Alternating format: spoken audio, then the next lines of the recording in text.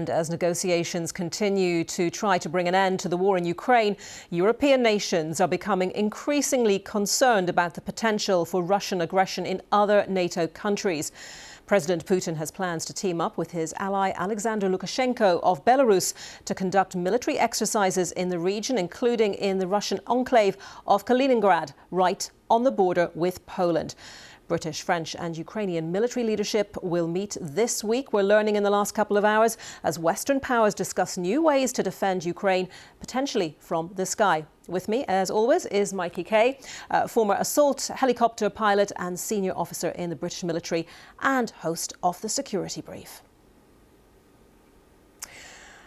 Now, this week, our Eastern Europe correspondent Sarah Rainsford was in Germany, where she met the country's top general. We will be hearing more from that interview a little later. But let's begin, Mikey, with conversations about geography and the logistics of the locations of certain areas, specifically, as we mentioned in the introduction, Kaliningrad. Tell us more about why we should be interested in that particular location. Yeah, I mean, you know, in all of the conversations we've had about Russia, Ukraine and the aggression, Kaliningrad isn't an enclave that comes up too often. It's Russia's most westerly enclave. We've got a slide. And you can see on the map here that it's quite far removed from Russia, and it's sandwiched in between Poland to its southwest and Lithuania to its northeast. And it's just on the Baltic Sea as well. So it does have a border with the Baltic Sea. Now, a bit of history on this, because I think history is always a good idea. The city was ceded to the Soviet Union in 1945 under the Potsdam Agreement. And part of that agreement, you had the US's Harry Truman there, UK's Winston Churchill, and Russia's Joseph Stalin. So in 1945, it was effectively ceded to Russia. It was closed off to foreigners. Until the demise of the Soviet Union in 1991, and transit traffic going from Russia to the enclave has traditionally been between Lithuania and Belarus. So it's an unusual piece of geography that over the coming minutes of the show, I'll allude to more why it's important. Yeah, so you mentioned Belarus, Mikey, as a country used for transit traffic to Kaliningrad. Belarus, an ally of Russia, but it doesn't have its own land bridge to Kaliningrad, does it? No, completely separated. And you know, you raised the point on Belarus being an ally.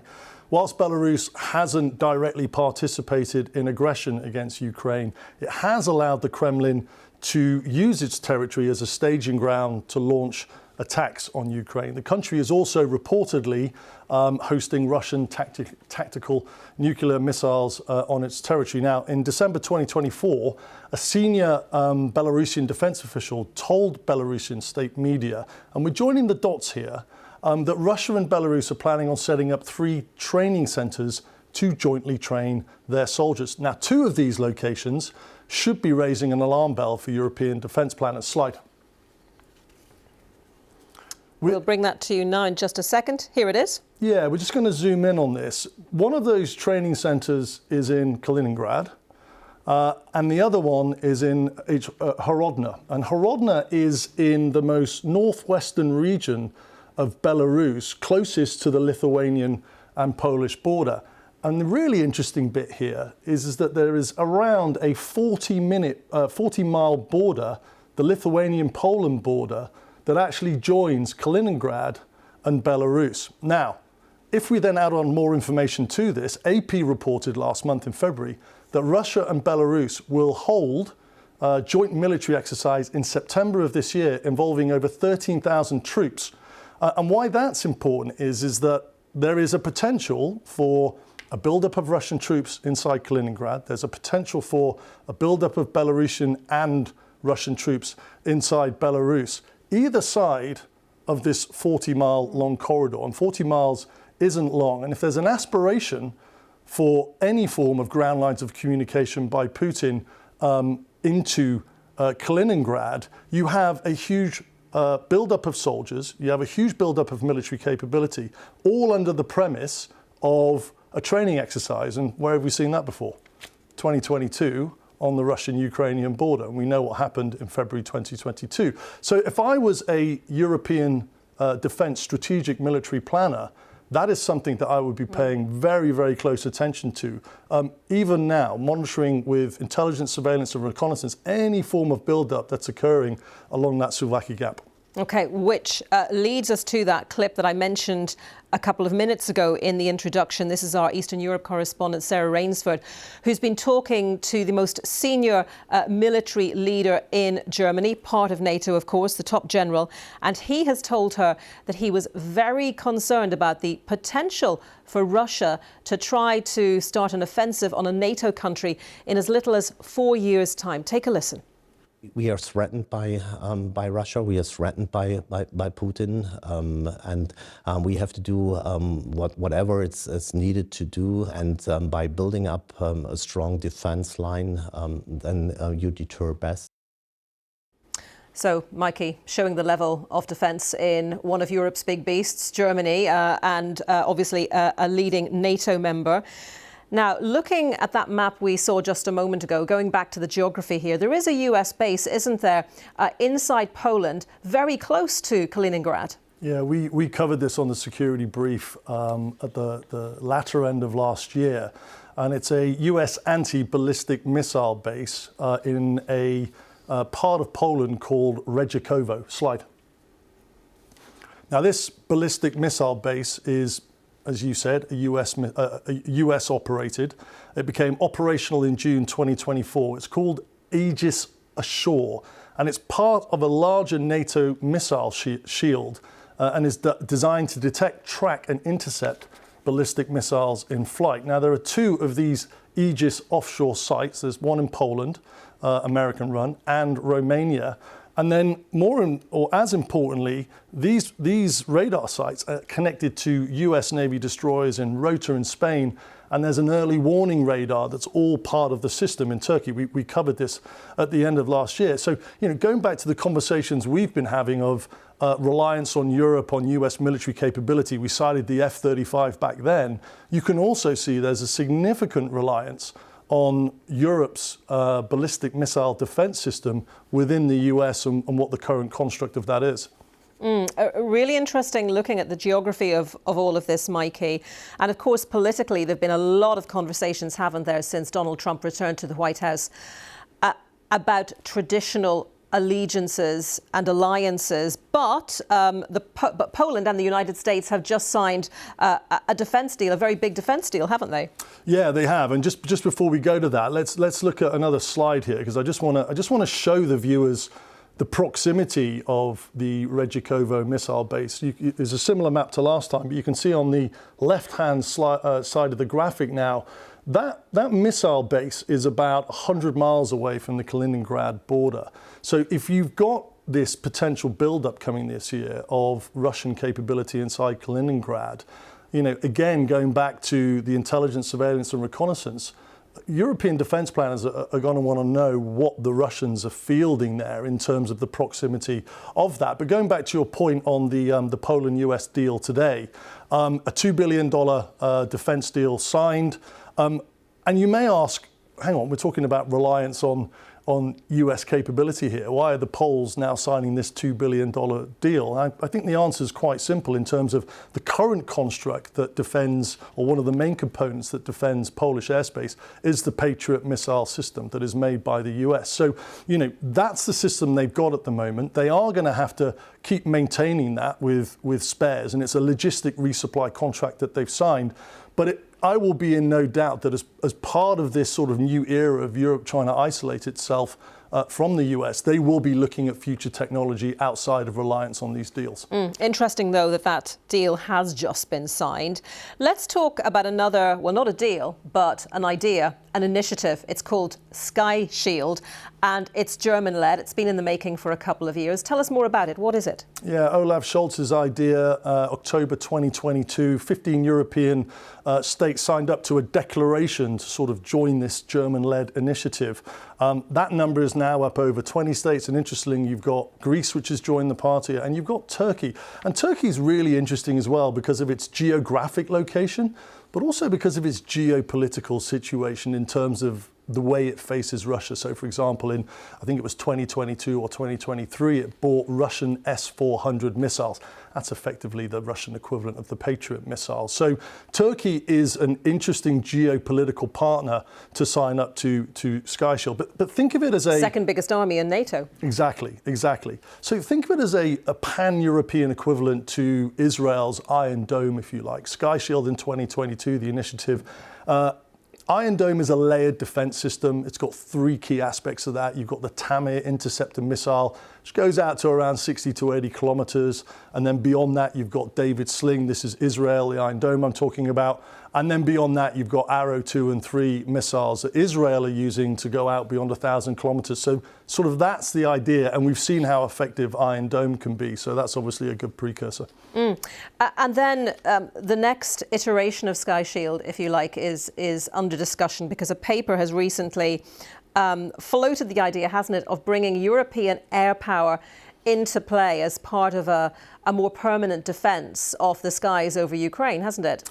Yeah, it has. So this paper proposes militarily splitting up Ukraine's airspace. If we go to slide, there's a nice graphic here of how we do that. You can see the green colour to the west, you can see the yellow to the east, and then you can see the orange, which are the partially or fully occupied regions by Russia. But all of those colours encapsulate the sovereign boundary of Ukraine at the moment. And the idea basically is for an IAPZ, an integrated air protection zone, that would be run by European air power capability up to and just beyond east of Kyiv. So IAPZ is... Integrated Air Protection Zone. UAF is Ukrainian Air Force. Yep. And the idea is basically to provide air cover and protection over the west, and then that frees up the Ukrainian Air Force, air power, and all of the assets required to make air power run, to then focus purely on the aggression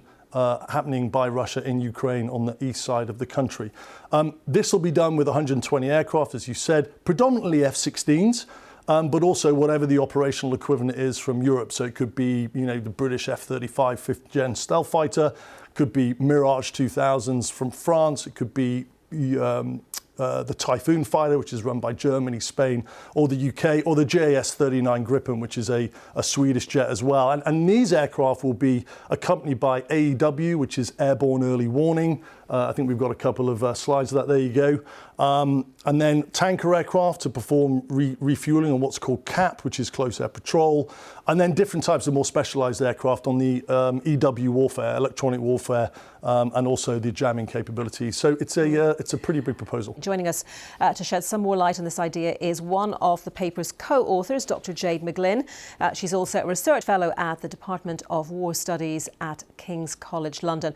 Very good to have you with us on the programme, Jade. And let's begin by looking at what the strategic purpose was when you set out to work on this idea, on this paper.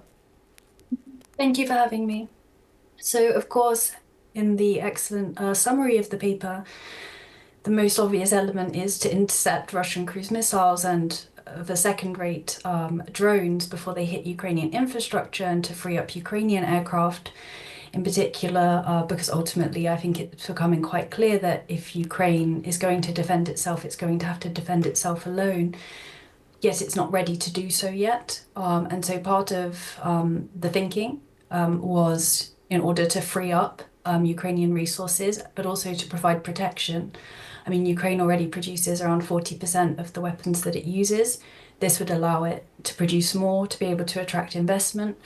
Another area is the fact that it would prevent a nuclear disaster. We saw already in February with the hits on Chernobyl, and it was only the incredible professionalism of those technicians who take care of Chernobyl that we were able to avoid a disaster. We can't keep on risking those because radiation won't just stay in Ukraine.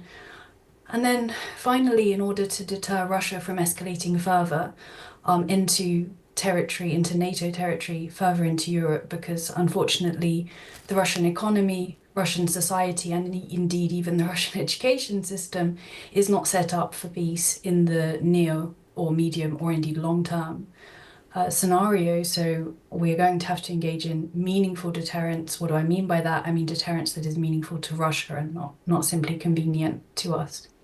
Jade, it's Mikey here. The conversation Anisha and I were having earlier on in the conversation was about, in the program, was about the potential for this joint exercise, Belarus and Kaliningrad. And I'm wondering if the strategy behind the paper had included anything outside of Russian aggression on Ukraine to focus on maybe, you know, what the political imperatives were of that type of scenario forming. So was that part of informing the paper, or is that something additionally that you might have to consider if this moves forward? No, it's definitely something that informed the paper in the sense that, you know, Russia right now is feeling pretty confident, and I think it's fair to say with good reason. We've seen, you know, huge percentage increases in terms of the number of attacks on civilian infrastructure, on energy infrastructure in Ukraine. And I think it's pretty fair to understand what's happening now in these joint training exercises as, you know, your standard sort of Russian posturing and provocation. And I would say that something like the sort of the threat around the Suwalki Gap is exactly why we need something like Sky Shield now. So not after the next war has already begun. We can't just continue to react. We have to have a strategy as a continent. And I mean, ultimately, Russia has placed 10% of its GDP at least into defense spending. That's 5 times NATO's minimum, and we're all sort of, not we, but I mean, because we're actually sitting here and discussing what could be done.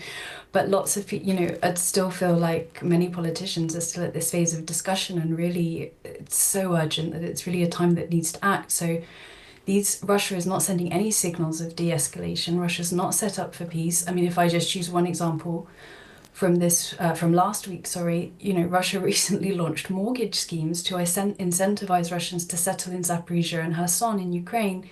These are cities it doesn't even occupy. And actually on the current trajectory, it would take it 15 years to be able to reach these cities in Ukraine. So this is a country that is emboldened, in which Ukraine is the first step in its geopolitical restructuring, in which it assumes the sort of major power role that it thinks it inherently deserves, and which, should it achieve it, and right now unfortunately it is on that trajectory, I think it would be a very sorry situation for everybody in Europe who quite likes living in a liberal democracy. Yeah, it's a very fine line, isn't it, between, you know, when you're planning these things, as a former planner myself, between provocation and deterrence, and it's sort of trying to find the balance on that. If we can just go back to the slide of Kaliningrad and Rejikovo, if that's up there. We were talking about Rejikovo just before you came on, Jade, in terms of the US anti-ballistic missile system there. Is this initiative that you're proposing reliant on that anyway as part of an integrated network? No, not directly, although I suppose indirectly, in the sense that in order for Poland to feel safe enough to offer up its air bases, you know, which is where the coalition of the willing forces would be stationed, Poland itself will need to feel secure. And there have been many times sort of throughout this full-scale war where Poland has felt threatened or perhaps exposed because of its very active role in supporting Ukraine. So it's very important that Poland itself feels safe. And that's why, if you look through the proposal, we're very focused on making sure that it's Western or Northern European countries, or indeed Southern if they care to join, who are bearing most of the burden, because ultimately we understand and appreciate that the Baltic states and Poland, they have their own security concerns to worry about, and they're going to therefore be more reluctant to commit certain types of sort of, you know, of aircraft that they worry they will need to fight the Russians themselves should Ukraine fall. Sorry to cut in, we're nearly out of time, but just finally and briefly, if you would, in practice, what level of support is there currently for Sky Shield? So increasingly we are seeing that, you know, across sort of the UK, Nordics, France, Germany, the shift is going from sort of boots on the ground to wings in the sky. However, for the time being, this is still sort of mooted as a post-ceasefire option. Whilst I understand the preference for that, unfortunately, this brings me back to the point around deterrence, that for deterrence to be meaningful to Russia, it probably will look like what we are conditioned to see as escalation. However, this is a purely defensive approach. We are not proposing, striking anywhere inside Russia. We are not proposing striking where Russian fighter jets even regularly fly. No Russian fighter jet has been in this area, the IAP zone, since 2022. So this is a purely defensive measure to help Ukraine, to defend Ukraine. And I believe that if we wait until there is a ceasefire, and I think we'll be waiting a very long time for a meaningful one, then all of the initiative will have been lost, and the costs will only be higher. We are out of time, but Dr. Jade McGlynn, thank you very much indeed. So let's just talk about drones. We heard our guest just a moment ago talk about drones, and there's certainly been an absolutely regular feature of reporting on what is going on in Russia's war on Ukraine, Russian drones sent into Ukraine and vice versa. Mikey, looking at advances in drone technology, what has caught your attention? Because this is an area that is developing all the time. Yeah, advances in drone technology and then the advances in counter drone technology have been significant, and Ukraine has been really leading from the front on that. What has caught my attention though is something called FO FPV drones. That stands for Fibre Optic First Person View. Slide. I'll concentrate on the first person view first. Effectively you can see the drone operator with some goggles on. That gives the operator a bird's eye view of exactly what the drone can see. So if the drone's out at 30 kilometers, the operator will be able to see what that drone is seeing. And that is used in conjunction with an ISR asset, an intelligence, surveillance and reconnaissance asset, to help the operator bring the drone onto the target. But the bit that's really caught my attention is slide, is the fiber optic bit. If we can, the viewer can look closely into that. On the bottom of that drone, you have a canister, and inside that canister, you have 40 kilometers, up to 40 kilometers of fiber optic. And what that allows the operator to do is fly that drone in contested territory without it being vulnerable to a counter unmanned aerial surveillance option, which is usually used on radio frequency. So usually you have a drone, you have an operator who has a handset, and it talks to the drone through a radio frequency called RF. Now, so in other words, it's not being jammed. It's less liable to be jammed. The fibre optic prevents you from jamming it with a RF signal, and therefore it ameliorates that threat, if you like. So that's really caught my attention. Okay, I think we can look quickly at a map, can we, just to focus in a bit more on where these drones are being used? Yeah, it's come to the fore. If you go slide into the Kursk Oblast region, and very, very quickly, you can see on the red area of this map, that's Russian forces. And then the very small blue enclave is Ukrainian forces that in 2024 across the Ukrainian-Russian border and started to occupy areas of Kursk Oblast. That's been degraded now by about 75%. But what the Russians were doing is they were using these fiber optic drones to go across the Ukrainian forward line of operating troops and then start hitting what's called the G-locks, which are the ground lines of communication. So in order for Ukraine to maintain that territory, it has to be resupplied, right? It has to be resupplied with capability, armor, weaponry. And the Russians were using those drones to effectively target resupply, which has been used to attrit the Ukrainians. So forces and the approaches they take will constantly be evolving. So if these fiber optic drones, just to call it that for shorthand, if they cannot be jammed, if their technology cannot be jammed, what are forces then doing to try to actually bring them down? This is the complete paradox we're seeing now. So we're seeing the evolution of drone technology. We're seeing the evolution of counter drone technology in terms of these, big RF weapon systems. But also within the toolbox, there's the idea of now going back to basics. So those ground lines of communication, effectively roads, are now being covered by nets, which is very rudimentary. I mean, that was used in World War II. So it's this dichotomy of, do you use advanced? If advanced isn't good enough, do you go back to basics? And that's what we're seeing at the moment. So an old school approach to new technology, or to dealing with new technology. That was really interesting. Mikey, thank you very much as ever. Mikey Kay, co-host of The Security Brief. And Mikey will be back with more next week.